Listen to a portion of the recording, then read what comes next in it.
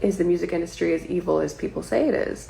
And I was like, it's more evil than you could possibly imagine. I'm one of the lucky ones. I got out when I could. I was like lucky enough to only be like assaulted like twice. And I was never actually going to tell this story, like ever. I was going to kind of like go to my grave with this because, you know, but because of recent events and the things that have come to light quite recently, I felt the need to kind of come on here, and I felt like it was my time to kind of just tell this story. And it's pretty much one of the reasons that I lost a lot of my love for music in that sense, like making it public in that sense. So if you have been paying attention to what's going on, like, you know, like Diddy has gone down, like shit's coming out about him. It's kind of like irrefutable proof of the evil shit that goes on behind doors. And if you've noticed, people are accusing Kanye now of the same type of shit. And my old manager, Lauren, has kind of been the whistleblower on the shit that he's done. And I wasn't going to say anything. I'm very proud of her. I'm very, very proud of her. And I'm so glad that she's stepping forward and kind of saying what's going on. And again, I wasn't going to say anything. And then I saw that, you know, it became public. And I clicked on one of the posts that were saying like, oh, Kanye's ex-assistant is coming forward and saying that, you know, sexual assault and all these things. And I was like, yeah. And then I looked at the comments and it was like, she's a fucking liar. Like, none of this is true. She's doing this for money and fame and clout and all this. And it made me so mad. It made me so fucking mad. And I like started to comment. I was like, you know what, let me stop. So basically, I'm telling this story now because I'm out of the industry. I left LA. I'm in like the middle of fucking nowhere, on a farm. Like what could I possibly gain from this, right? Like I don't care. Like, I'm not filing any sort of suit, so like I'm not getting money from this. And if you see the things about like, oh, she's lying, I'm here to say she's not. So I was 19, and if you know anything about me, I, you know, went viral at 18 on World Star and then on YouTube, and like kind of rose to fame really quickly. And I was doing rap covers, so a lot of rappers were reaching out to me. I was 19 years old, like I had just left home, and working with my manager, and we were in LA and doing all these crazy things. And all of a sudden, I got a call one day, and it's like, hey, like Kanye wants you to come to the studio. And we were just like what? Like, Kanye knows who I am? Like, what? This is crazy. So we go. And this happens like multiple times. Like, you can find it if you go back and find headlines, you'll find proof of it. Like, we were working with Kanye, and he was like, I want to know what you're doing in your new music. Like, I want to hear your tracks. I want to play you mine. I want to know what you're doing with this fashion stuff, because like your style is like so fucking cool. And if you go in deep dig enough, like, he said it publicly, like, you and LP were, you know, the muse for Yeezy season 1, because like he went back and asked like, oh my god, you guys are like so fucking cool, like you wear like shapewear as real clothes, like that's so dope, like blah blah blah blah blah, and like had his people go through my wardrobe, and he wanted me to be the model for Yeezy season 1, and I went and I flew there and I did all this shit, and I was like, I'm not fucking doing this. Like, there was something just not right about it. Anyway, every time we would go to the studio with him, it was like, yeah, he wanted to work on music, but there was something just like fucking weird about it. Like, he would pull up his laptop and he would have like bookmarks of all of our pages and like our Instagrams, our Snapchat, Twitter, all of that, and like our pictures saved. And even now, like even like a year ago, I'm still getting DMs from people in the industry like, yo, like me and Kanye used to sit in the studio for hours talking about you and your manager. Like he was obsessed with you. And I was like, whoa, okay, crazy. Anyway, back to me being 19 years old. This was probably the last time that we went to the studio. We got a call. It was late. We were living in LA. And we get a call, and it's like, hey, like, Ye wants you to come to the studio. And we're like, cool. Like, why? And he's like, he wants to work on music. And we're like, that's great. And so we go, and it's like somewhere in LA, some studio we've never been to before. And we show up and walk in and it's,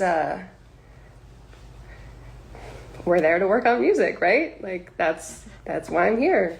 And we walk in and it's Kanye and it's Diddy. And, you know, a couple of people that we know, men, you know, an executive that worked with Kanye, Kanye's engineer, and Kanye's cousin. And we walk in and we're like, okay, cool. And it's immediately I was like, there's something not right. There's something not right about this. Because we walk in and there's 9 other women there. And don't kill me for this, because this is what they call them. There were 9 studio hoes there. Like, I'm all about women's rights, do whatever you want to do, but don't shoot the messenger. That's what they call them. Women who show up to the studio in their full club outfit at the studio. It's like, they're only there for one reason. They want to leave with someone who's there. They're called studio hoes. That's just what they're called. And there are 9 women there. And we're like, that's weird. I thought we were here to work on music. And like, we were invited, like I was invited as an artist and my manager. So I'm wearing like fucking double XL sweatpants and like a giant hoodie. I look like a fucking slob. And like, you know, my manager's there in her usual suit, like black leggings, black zip up. Like, we're just like, this is strange, but okay. And we walk in and there's all these ladies there wearing their club gear, and Kanye and Diddy are already like out of their fucking mind, just like completely fucked up. Drunk, but probably something else. And we're like, okay, but like we were invited as artists. Like maybe these girls are gonna leave and we're gonna work on music. Like let's just walk in and just, yeah.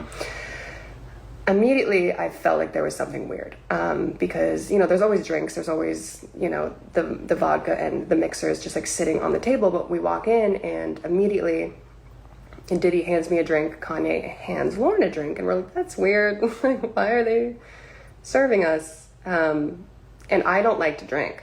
So, but my manager, since the beginning, she was just like, I know you don't like to drink, but if someone famous hands you something to drink, even if you don't want it, just like hold it and like pretend, because you don't want to seem rude. And I was like, okay. And it was like a vodka cranberry, and I was like, oh, gross.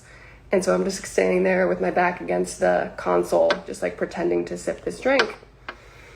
And I'm like, I'm not fucking drinking this. This is gross. And my manager was sitting across on this couch with Kanye's cousin, and then the other girls were sitting next to her.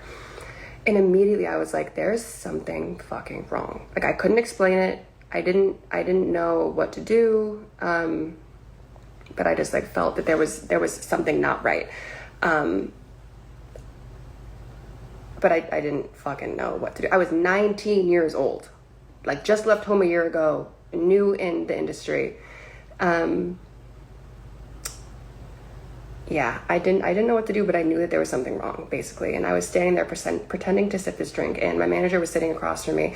And, you know, if you know about like my past and like us being together, like she's very much reserved, and people would always say like, oh, she's such a bitch, she has like a resting bitch face. And it's because she has like a severe like social anxiety. Like, she just wants to like sit in the corner and like tap on her phone and like not talk to anyone. So she's not a bitch, she's just very shy. And I see her across the room holding her drink, and it was weird because I noticed as I was standing there just kind of just like wondering what's going on, Diddy kept looking at me and Kanye kept looking at Lauren, and like they were exchanging glances, and I'm like, they're like watching me strangely. And I'm like, okay, let me pretend to drink, and like I'm not actually doing it. And like that seemed to like make them happy, like me like pretending to like join in. And immediately I'm like, there's something fucking in this drink. There's something in this drink. And I didn't know what to do. And I like, my manager was like across the room, but like close enough, but like not next to me, so I couldn't like whisper to her. But I wanted to tell her, I'm like, hey, don't fucking drink this. There's something wrong with this. But I couldn't. So I reach for my phone and I start to type, and Kanye takes the phone out of my hands and he's like, who are you texting? Like, you don't need to text anyone. Like, we're having a party. And I was like, okay. And he like puts it on one of the speakers, and I'm like, fuck, now what do I do? Like, I don't know what to do. And I see my manager take a sip, and I'm like, fuck. Like, fuck. Now what do I do?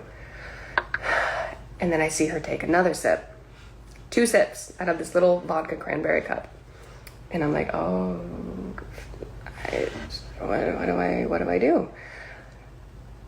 2 sips, and I watch her face flush.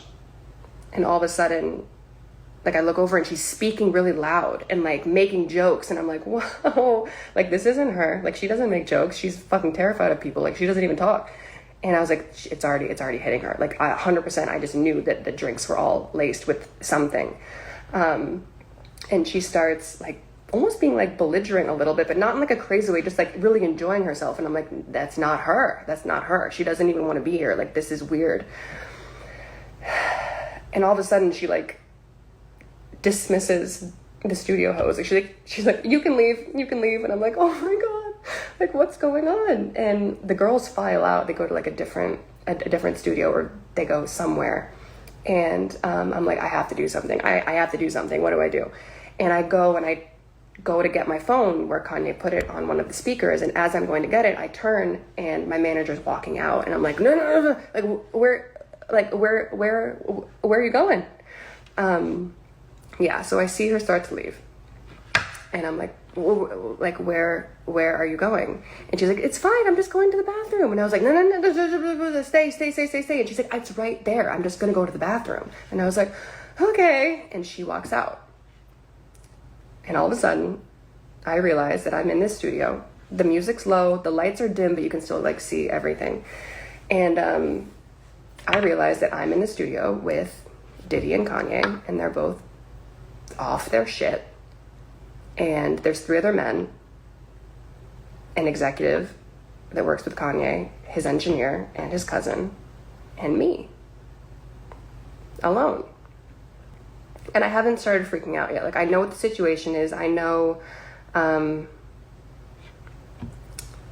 know this is a bad place to be in, but I don't really feel scared yet, you know? Like, because I'm like, there's other people around. There's other men around, and I know them. Like, I've known them for a while. Like, nothing bad's gonna happen. And I'm standing there, and I realize that so this is like a pretty, like, sizable studio. There's, like, the glass doors, the couch there, a console, another console, the screen, all of that. But it's, like, it's pretty big, but you can still see and talk to everyone easily. And I realize that I'm standing really close to the exit. And it's a glass door, and it opens in. And I'm standing pretty close to it. And I realize all of a sudden that Kanye and Diddy have realized that I'm the only girl in the room. And they're like fucked out of their minds. And they start coming towards me, and they're like, don't you want to take your clothes off? Like, it's so hot in here. And I'm like, no, fine. I'm fine like this. And they're like, come on, like, it's just us. Like, we're all just friends. Like, let us just, like, see, like, how you look. And I'm like, okay, I'm fine. And, like, I still haven't gotten scared yet, you know? Like, I'm still, like, this is a bad situation. I'm creeped out, but, like, there's no reason to panic. There's other men here. So they're coming towards me, and I'm like, okay, this is fucked. I don't know where my manager is. I don't know where anyone is. And they're coming towards me more, and they're trying to, like, take my clothes off. And I'm like at that point where I'm like, this is not good, but I'm like still trying to like play it off, just like, stop, you guys are fucking stupid, like, get out of here, like, don't touch me. They start trying, like, they're like pawing at me, like, they're both drunk, probably on something else, and I start to get a little bit apprehensive because I'm pretty much like backed up against the wall. Like, there's only one exit, and I'm pressed up against this door, and I'm still not completely terrified yet, but I'm like, you guys stop, like, stop. And they're getting to the point where they have like ripped my shirt off, and like, I'm like almost fully exposed at this point, and they're both coming at me, and I'm like, you guys, like, seriously, this isn't funny anymore. And I look to my left where his executive is. Like, we know him pretty well. Like, we've been around him a lot. He's literally 3 feet away from me. Like, if I reached and he reached too, like, we could touch, like, he's that close. And I look, and I'm like, hey, like, I give that look where I'm just like, come on, like, step in, like, this isn't cool, like, you're a grown man, like, you're like 50 years old, I know you have a family, like, you know this isn't right, like, do something. And this is the part that, for as long as I live, I will never fucking forget. It isn't actually the aspect of being sexually assaulted. That's not what haunts me. It's this. It's as these two grown men were pawing at me, trying to take my clothes off, I look over to this man asking for help, and I literally mouth the word help. And we lock eyes. And he looks away.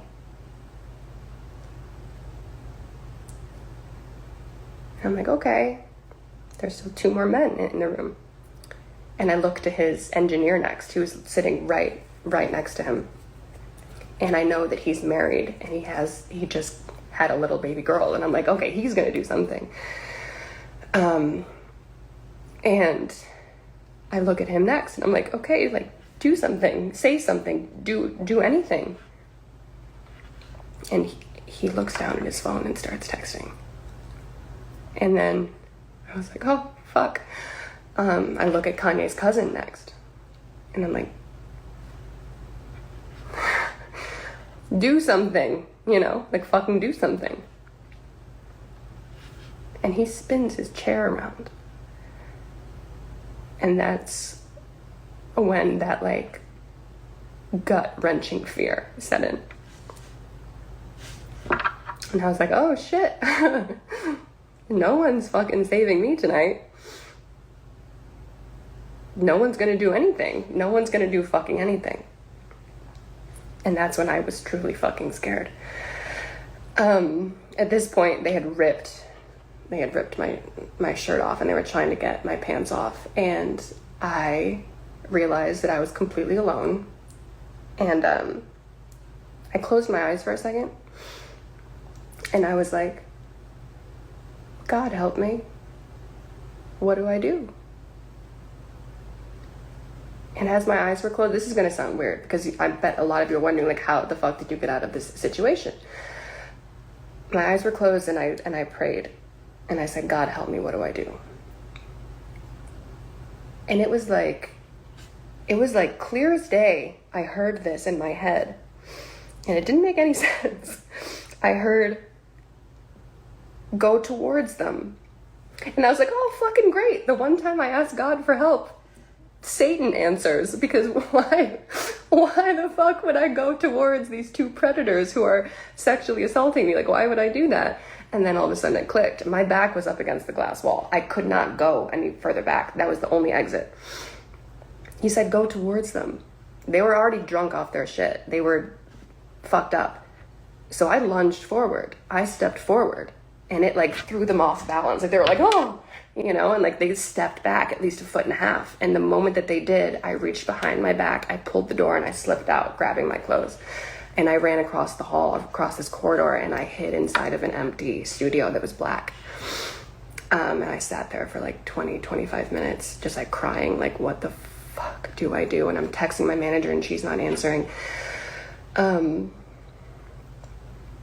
eventually, I don't think I'm supposed to say this next part because it could hurt her case, but basically, everything she fucking said is true, basically. Because what I saw next, I fucking saw it. I was the only one who wasn't drugged. I was the only one who didn't drink their drinks, whatever it is. I was the only one. So I saw what happened next and who was involved. And that's why I'm a part of this lawsuit and, like, named in it.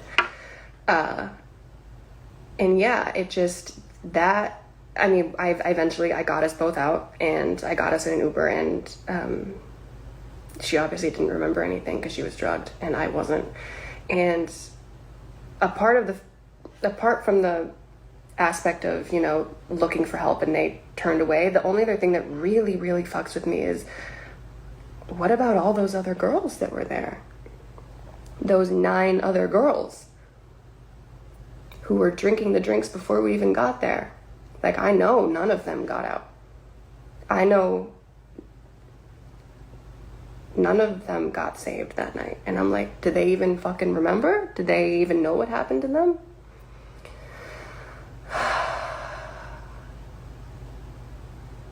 Moral of the fucking story, stay out of the industry. If you have daughters, make sure to tell them that their idols, they should never meet and to never fucking go to the studio with anyone, even if you're invited there as an artist, unless you have a bodyguard with you. You know, God, strike me down right now if I'm lying.